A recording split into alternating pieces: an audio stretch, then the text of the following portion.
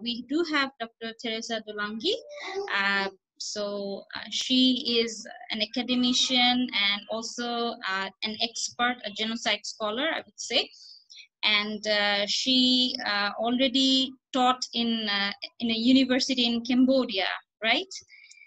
Yes. So she's quite attached to the Cambodian justice process, and she has been dealing with the victims of sexual violence, and she has been involved in Cambodia's women's hearing.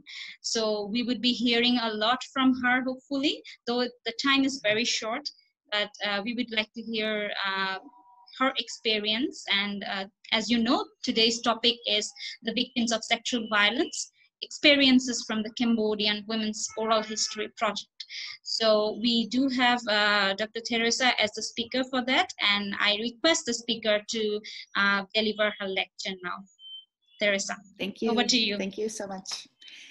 Can everyone hear me okay? Is anyone having a problem to hear me? Okay. That's always a tricky. It's clear. Okay, perfect. Thank you so much for that introduction and for having me here today. It's early in the morning here, but late in the afternoon for you all. So I really appreciate you joining in for this conversation and for taking, for investing your time in this certificate program, because it's really important that we remember past genocide so that we can prevent them in the future. So today, as Naureen mentioned, I was a professor at American University of Phnom Penh for 8 years, and I am now in the United States as of December. And what I will be presenting on today is a little bit of my research on sexual violence during the mass atrocity in Cambodia. So I'm going to share some slides with you. Okay. So as I've already said, I've already mentioned in Naureen's very gracious introduction, my research is exclusively on Cambodia, although I have studied other genocides. And I come from a background in women human rights in conflict settings and mass atrocity scenarios. So I'll be sharing some of the research that I've collected over the 8 years that I was able to have the privilege of being based in Cambodia. This is my plan is that I'll speak for about 20 to 25 minutes, and then we'll open up for questions. So we'll see how much time we have at the end of this, but I wanted to give you just a peek at the oral history project that I'll be referring to. And you can also see the link there. And Naureen, you're welcome to please go ahead and pass on these slides to the participants today. Sure. Thank you.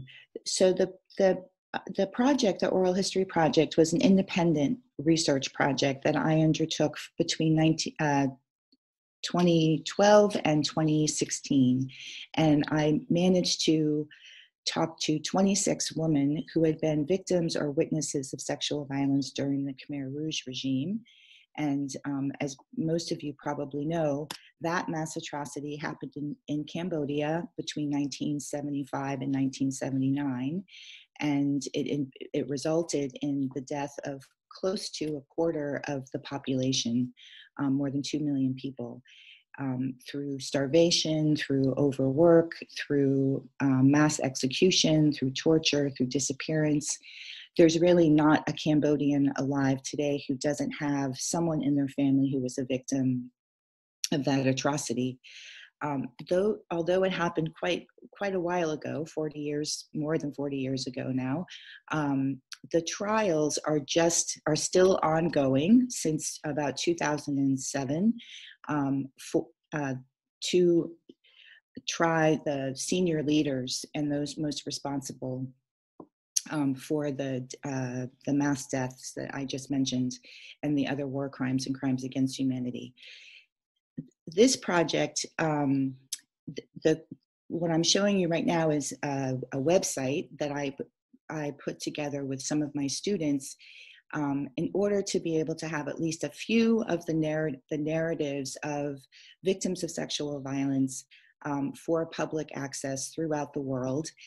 You can see that it's in English, but also in Khmer. And here I'm just showing 5 of them, but each one has a full transcript plus a video and a translation. So both English and Khmer is being offered for scholars.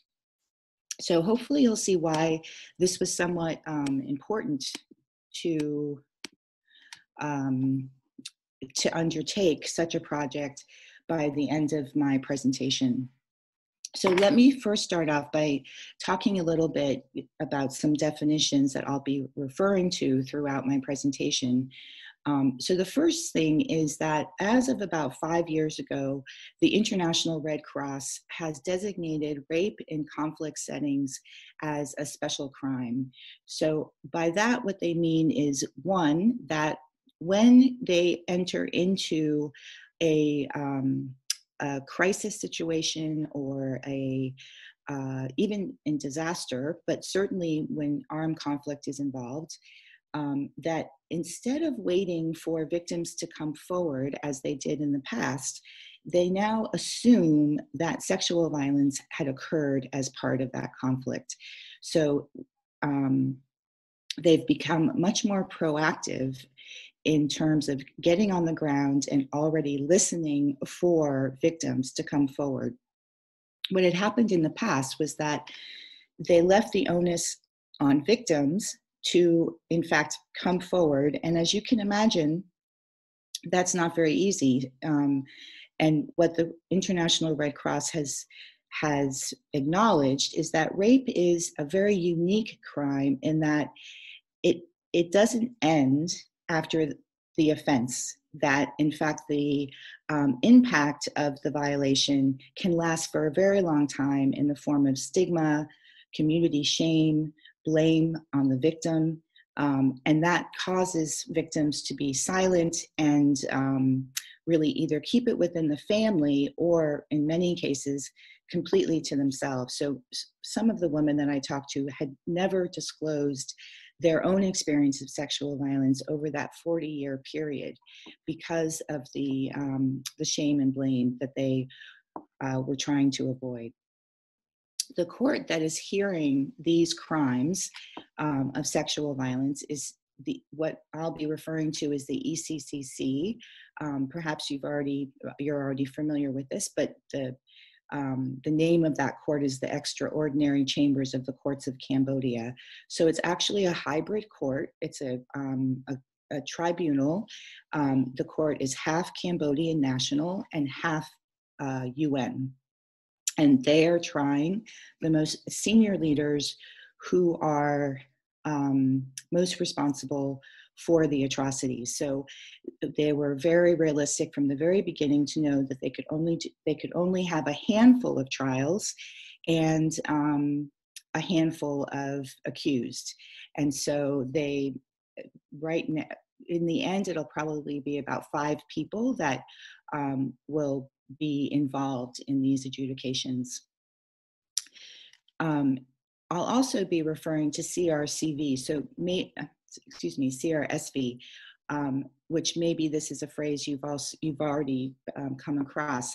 Conflict-related sexual violence. Sometimes conflict-related gender-based violence is also used, and this kind of violence is particular in 2 ways. So one is the sexual violence is happening as part of the conflict. So we're not talking about, let's say, more generalized violence against women or more generalized violence, let's say rape or domestic violence or intimate partner violence. Those violences continue to happen, but these are the violence that we're looking at today is specifically used as part of the conflict. So in some ways, it can be an explicit weapon of war because rape is very cheap. It doesn't take, you don't have to buy bullets, you don't have to have any special equipment.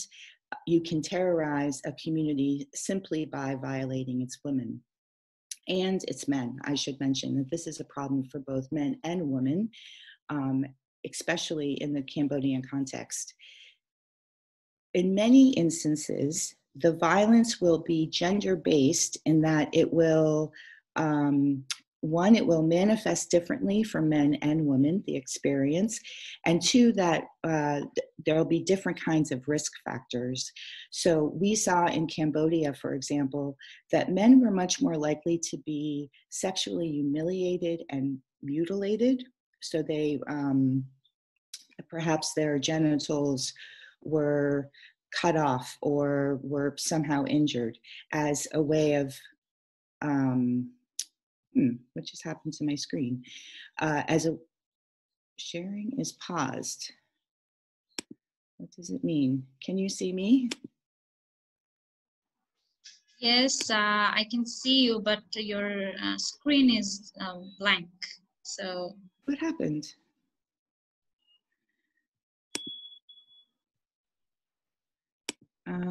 Resume share. Let's see. Okay, so so for men, they were much more likely to be sexually mutilated or humiliated as a way of attacking their manhood, whereas women were much more likely to be raped. And that rape was both seen as an offense against the woman herself, but also equally as important, against the men in her family who were supposed to be protecting her, as well as the full community. After much advocacy and legislative reform, conflict-related sexual violence does constitute a war crime, a crime against humanity, or a crime against humanity as an other inhumane act, and an act of genocide. So especially for our purposes today, oftentimes when we think about genocide, we are only thinking about the killing, how many people were killed.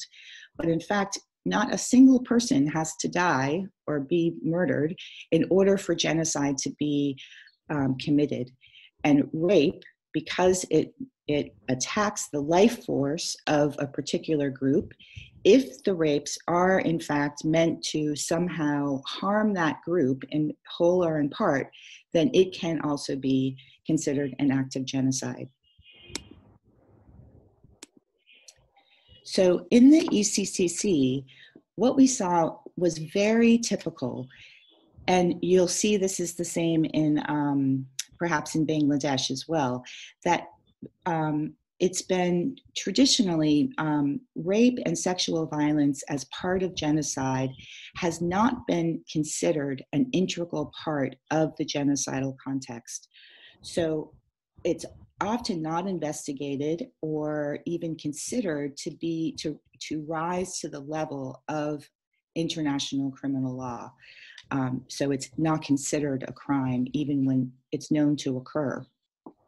So what we saw in Cambodia is that because the case was so large, the court decided that it would sever the one case into 4 different cases.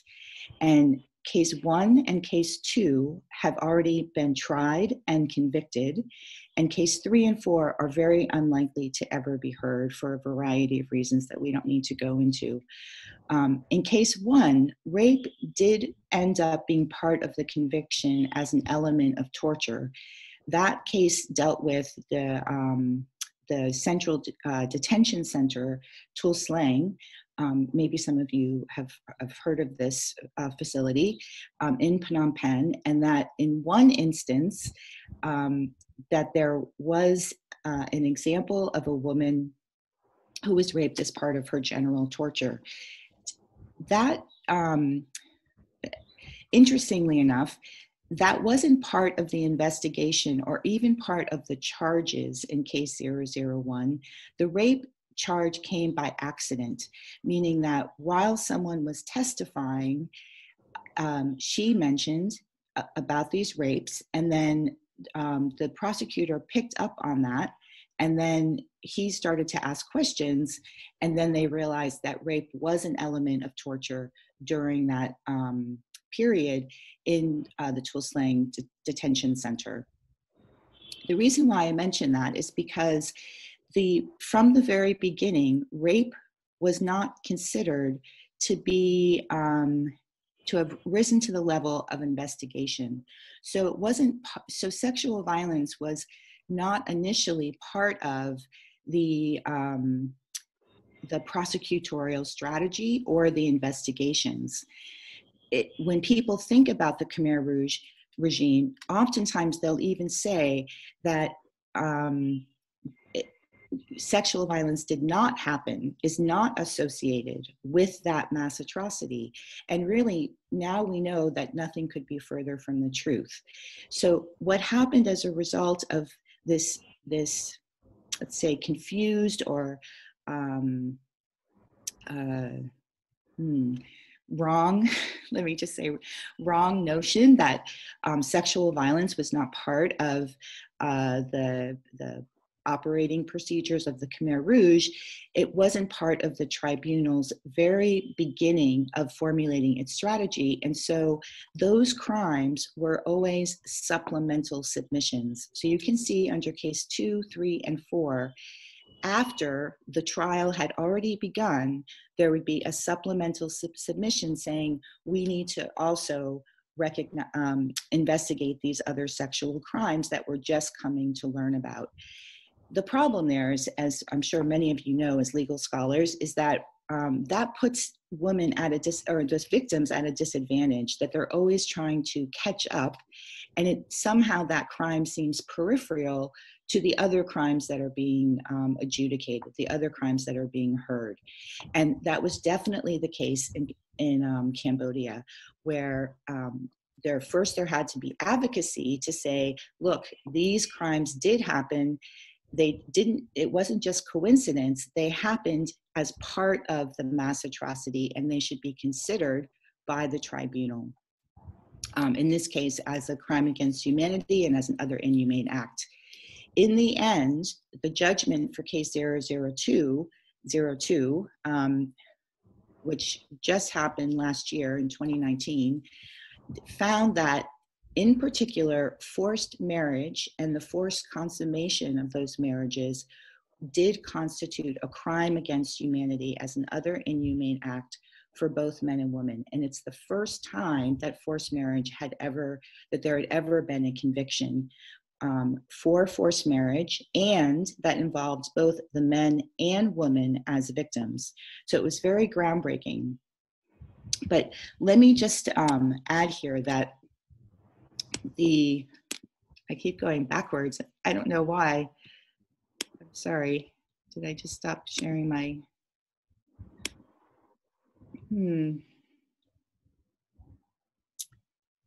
Okay, let me keep fixing that. But what the historical ramifications are is to make sure that we're privy to and that we understand that, in fact, as now the International Red Cross has found that men and women, that sexual violence should be assumed in these very dangerous contexts, because in fact women and men, get rid of that, are at most risk when we're in context of insecurity. So the crime that we're talking about here is the crime of forced marriage. And I'll just give you a very brief description of how what that crime looked like. We think somewhere between 250,000 to 500,000 people were actually victims to this crime. And the crime was where men and women who were often strangers were paired by the party leaders in order to increase the population and the labor force and the pure Khmer body politic. So the way it would play out is that you would find out at the end of your work day, which sometimes could last up to 16 hours, that you would be married that evening or the next evening, perhaps, and to report to the meeting hall, the mess hall. And so you'd arrive, and there could be up to 100 people there, and you had no choice but to accept the person that you were paired with for your marriage. So there was no consent on the part of the woman in particular, and most often the men as well. Families were not allowed to attend the weddings. There were no rituals allowed, no traditional rituals from Buddhism or from any of the other cultural rituals of Cambodia. And instead of having a vow to love and remain loyal to each other, the couple vowed to have children and to remain loyal to the revolution. Ankar, the vow to Ankar. Ankar was the kind of short nickname for the highest political committee that existed at the time. Once the wedding took place, it took about 15 minutes. It happened mostly at night. You were not given any special clothing or anything of this sort. And the photograph actually is showing a picture of a typical wedding. So you see the men are in the front. It looks like the women are in the back. Their names will be called 2 by 2. They will go up to the front. They will give this vow to Ankar to have children for the revolution. And then once the wedding procedure is over, they were led by a cadre to a special house, or sometimes just a room, and they had 3 days to consummate the marriage. So there were, and these cadres were oftentimes quite young, 14, 15, 16 years old. In Cambodia, the houses are on stilts, so they're because there's a lot of flooding, and so the women and men, the couple, the now married couple, would go into the house or the room, and then the cadre would stay around the house or underneath the house, listening to make sure that consummation and sexual relations absolutely did happen. To refuse either the marriage or the consummation would lead to punishment for women in particular, usually rape and or death. So the impacts were really quite severe on women in particular. And there was no variation to this. The only variation would be if you were high up in the party, then maybe you would have the ability to choose your partner. But if it was your time to marry, the state, the Khmer Rouge, took over that responsibility from parents to pick the partner and to make sure that the marriage was consummated. That particular manifestation of forced marriage was the first time that it's really been looked at in detail at a national scope. So perhaps, like, you may know that in Rwanda there was also forced marriage, but it happened very differently, where soldiers were oftentimes given brides as, let's say, like a prize, as a reward for their military service. In Cambodia, it was both the men and the women who were the victims of the state in terms of losing the right to self-determination. And so that had to be taken into account when they were adjudicating this crime. One of the things that happened as a result of hearing about testimonies of forced marriage is that there were also a lot of other kinds of sexual violence that, because the court didn't look at this as a central part of the mass atrocity, were never exposed and did not become part of the trials. So these were crimes that did happen, but were excluded from, or they were neglected to be included as part of the tribunal's work. So I'm talking here, and these were primarily let's say, sexual violences that were happening against women, although we do have much lesser degree, but we do have evidence that sexual violence was also happening against men.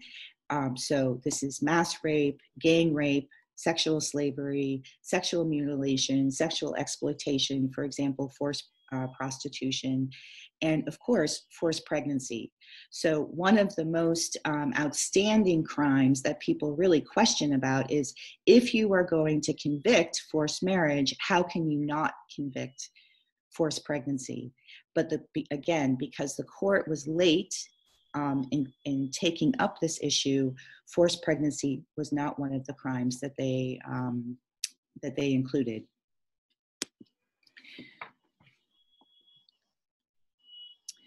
The importance of this is, one, obviously, women have the right to access to justice.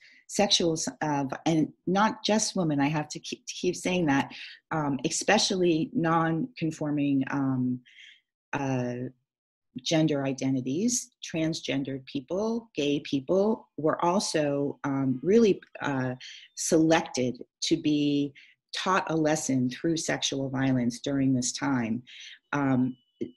So in this case, what we see is that it's important for us to really be opening our minds and to remind ourselves that sexual violence is such an integral part to genocide without killing, against marginalized communities, and women are part of those communities because of their social status generally, that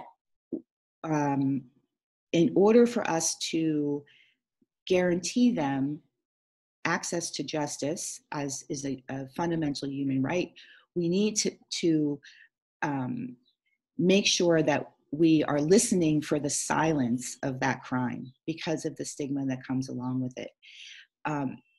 And the purpose of that is, one, to make sure that justice is universal and that it can be accessed by all. The second is also for us to better understand genocide and mass atrocity. And so this quotation, "different horrors, same hell," men and women were both experiencing the mass atrocity of the Khmer Rouge, but they had different experiences of that mass atrocity. And until we understand both sides, all elements of the genocide, we won't fully understand the genocide itself. We will be missing a really important perspective. So some ways that women, and when I say women, I focus on women, so that's why we're talking about women today, but also when we talk about war and mass atrocity, we oftentimes, we just assume the perspective of men. We look at battles for territory, or we look at the political leadership. We look at the things where men occupy a very obvious space, but we very oftentimes forget to look at the experiences of women, children, and the marginalized in order, as I said, to be able to have a full picture of what the genocide and its impact really is. So we know that women don't experience violence in these little packages of, it was a battle that started on this day and ended that day. In fact, the violence often goes on for a period of time. And both in terms of the actual event, so the woman might be, let's say, in sexual slavery, and so or forced prostitution, and so she's required to be violated throughout time, and there's not one specific incident that she can point to. There's also the problem of the impacts of that crime. So we see all the time that women don't report the crime of rape or sexual violence, whether in war or in peacetime, because of structural violence against women, meaning a continuum of oppression where women, and discrimination, where women are seen as not as valuable as men in society. Their experiences are not as important. And so we neglect to actually take into account the experiences that they have, or we may see, so for example, in forced marriage, we saw a lot of domestic violence. So men who were very frustrated at losing all of their power in society would take that out on the women that they were forcibly paired with. There was no recourse for that. There was no divorce. There was no police that you could call and say, hey, my husband's beating me up.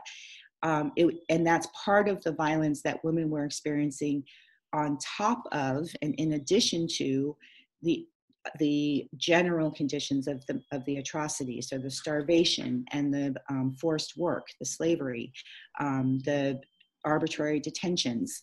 But it's a silent, almost erased from the history, although it's important for us to understand it so that we have a full understanding of how mass atrocity works. So I'm going to leave it there and stop sharing my screen. And thank you very much for listening and for really, I hope, taking an interest in the topic. And let's see, I'll stop my sharing, and if I know how to do that, you are sharing, stop sharing. There we go. And then I'm happy to take any questions. Thank you so much, Theresa. So very informative, and I learned a lot from this lecture and hope the participant as well. So we will move on to the participants if they have any questions or comments to the speaker. So you can just straight ask. There's one question actually in the chat box. It's from GM Arifuzaman.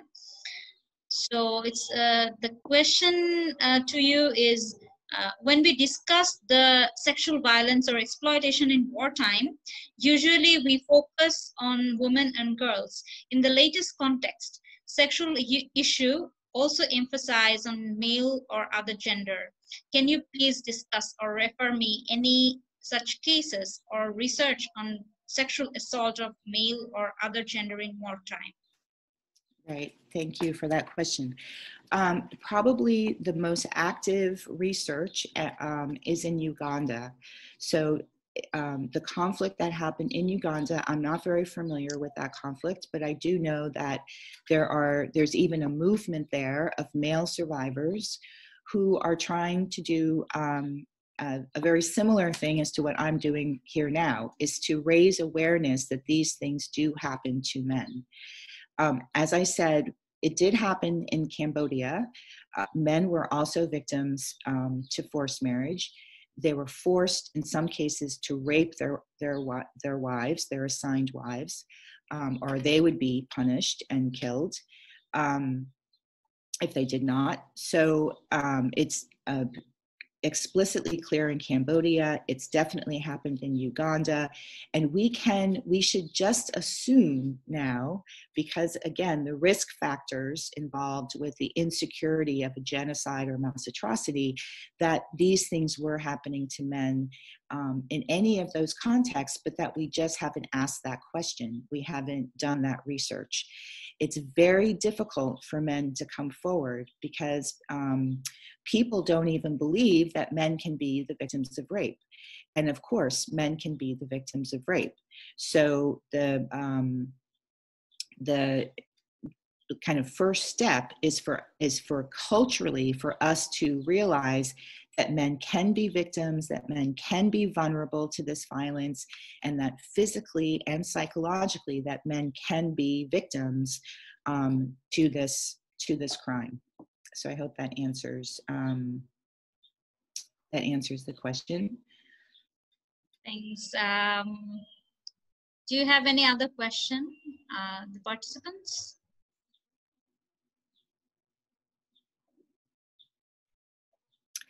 I have a question. Oh, okay. Oh, go ahead. I have a question for you, and I was wondering if the Cambodian, this ECCC cases explicitly deals with the reparation issue for the sexual violence victims, and if so, then in which way Right. So if you could answer. So that's such an important question, because reparations, especially for sexual violence, because sexual violence is almost always intergenerational. So you can imagine there were many children that were born out of forced marriages, and oftentimes rape will involve a pregnancy and a child. So reparations, even 40 years later, can really make a difference. Unfortunately, Cambodia, I'm personally quite disappointed in the reparations of Cambodia. So what they decided was, they decided in advance that the accused were already too destitute to pay for any reparations, and the state also refused to pay for any reparations. And so all of the reparations had to be collective and symbolic at the moral level. So what that means is that the victims couldn't, and we tried very hard to argue that victims were still experiencing physical effects. So some women, let's say, could never have children, or some women's reproductive system had been completely destroyed. So what the request was, can at least those victims have free health care so that they can take care of these problems? Or women who are still in forced marriages where there's abuse involved, and that there's a lot of those cases where these forced marriages, the couple stayed together because they had children, but then there was a lot of abuse that was happening, a lot of domestic violence. Can we at least give them free legal services so that they can divorce? No, the state is not responsible. So we did have reparations, but how effective the reparations were to the real life of these victims is probably, is questionable. So I'll tell you the reparations that we had. The oral history testimonials from my project, those were actually used as a basis for a Khmer opera. So it was a theater production where it told the story of multiple victims of forced marriage, and it toured the country. It was a beautiful production by Sopiline Cream Shapiro. It went all around the country. It was on television, and it was a way it was effective in that it really gave the message to these victims: we hear you. So you've been silent for 40 years, but we listened, and now we're going to keep telling your story to the next generation. And so it really changed how people understood the Khmer Rouge genocide, and definitely for younger people, it was really a watershed moment for them. And they've been having a lot of conversation about arranged marriages. What is the role of the family in marriage? So it's been interesting and effective how purposeful it is for actual victims who are still suffering from health and economic problems. That's a different question. Very interesting. Thank you so much. Since I've been working these days on the symbolic reparations, I was very curious, and it would be great if you could share some of the documents with me. So we have another query from one of the participants, and that is in terms of Bangladesh, we usually name the victims of sexual violence. We honor them as Birongana. So is there any practice in Cambodia as well? No, actually. And I think partially because early on, when the rape victims as part of the Bangladesh genocide were identified as veterans and war heroes, as Burangana, there was problems with that in the beginning. I'm not sure if you're all familiar with that, but it actually labeled the women, and because of that, it exposed them as rape victims, and then it exposed them to a lot of community stigma. And so for quite a while, women did not want to take on that label. It's only recently that it's come back as a, let's say, a badge of honor, that this too is a sacrifice that was made for the birth of the nation. In Cambodia, therefore, there was a reluctance in Cambodia to give a special name. And even, to be honest, I think there's a lot of concern to still be very discreet in how we handle the victims to a certain extent. One, like in Bangladesh, the victims are getting older. The older they get, the less they have to lose to tell their truth, to tell their story. That's just a reality of getting older. They don't care so much about the stigma because they're older people.